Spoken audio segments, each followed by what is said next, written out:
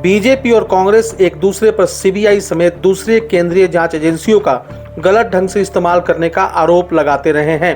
पिछले 18 सालों में बीजेपी और कांग्रेस के नेतृत्व वाले महागठबंधनों में सत्ता के रहते हुए सीबीआई ने लगभग 200 विपक्षी नेताओं पर मामले दर्ज किए हैं। लेकिन सवाल ये उठता है कि किस गठबंधन के दौरान कितने विपक्षी नेता सीबीआई के घेरे में आए।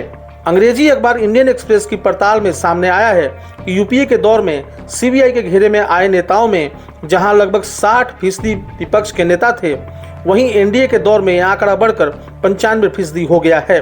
कांग्रेस के नेतृत्व वाले यूपीए के 10 वर्षों के दौरान कम से कम 72 नेता सीबीआई जांच के दायरे में आए हैं और उनमें 43 यानी 60% नेता विपक्ष से थे।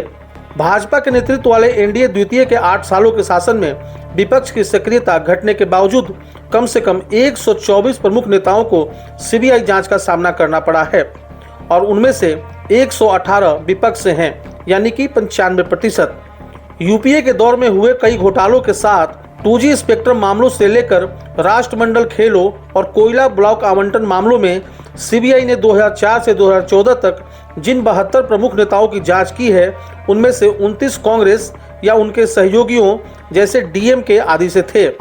यूपीए के दौरान सीबीआई द्वारा जांच के तहत 43 विपक्षी नेताओं में से सबसे ज्यादा बीजेपी के नेता थे, जिसमें उसके 12 नेताओं से पूछताछ की गई, छापे मारे गए या गिरफ्तार किए गए। इनमें केंद्रीय गृह मंत्री अमित शाह भी शामिल थे, जो गुजरात के तत्कालीन मंत्री थे, जिन्हें एजेंसी ने सोहराबुद्दीन शेख की कथित मुठभेड़ में हुई हत्या के सिलसिले में गिरफ्तार किया था। जांच के दायरे में एनडीए के अन्य प्रमुख नेताओं में कर्नाटक के पूर्व मुख्यमंत्री बीएस येदियुरप्पा, बेल्लारी के खनन कारोबारी जनार्दन रेड्डी और पूर्व रक्षा मंत्री जॉर्ज फर्नांडिस भी रहे।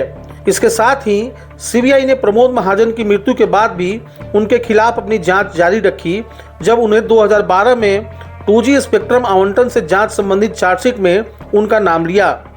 एनडीए 2 के दौरान सीबीआई जांच के आंकड़ों का झुकाव गैर एनडीए दलों के विरोधी दलों की ओर से अधिक है, जिनमें सबसे ज्यादा टीएमसी, कांग्रेस, राजद और बीजेडी से आते हैं। भाजपा के केवल 6 नेता सीबीआई जांच का सामना। इस पड़ताल में एक अहम बात सामने आई है कि सत्ताधारी दल के खिलाफ जाते ही किसी नेता के खिलाफ जांच शुरू होती है और समर्थन में आते ही बंद होती दिखी गई है। उदाहरण के लिए साल 2013 में डीएमके के यूपीए छोड़ने के बाद सीबीआई ने तमिलनाडु के मुख्यमंत्री एमके स्टालिन के घर पर लग्जरी कारों के आयात से जुड़े एक मामले में छापा मारा। सीबीआई को इस मामले की जानकारी 1 महीना पहले ही मिल गई थी, लेकिन मामला उनके यूपीए छोड़ने के बाद लिया गया। उत्तर प्रदेश में मुलायम सिंह यादव के खिलाफ आय से अधिक संपत्ति के मामले में भी यही देखने को मिला। साल 2007 में यादव और उनके परिवार के खिलाफ एक प्रारंभिक जांच भी की गई, लेकिन 2013 में जब अमेरिका के खिलाफ समझौते से वामपंथियों के हटने के बाद सपा ने गठबंधन को जीवित रखने में मदद की, तो मुलायम सिंह यादव के खिलाफ आय से अधिक संपत्ति का मामला 2013 में ही बंद कर दिया गया। एनडीए के दौर में पिछले महीने इस तरह का मामला सामने आया।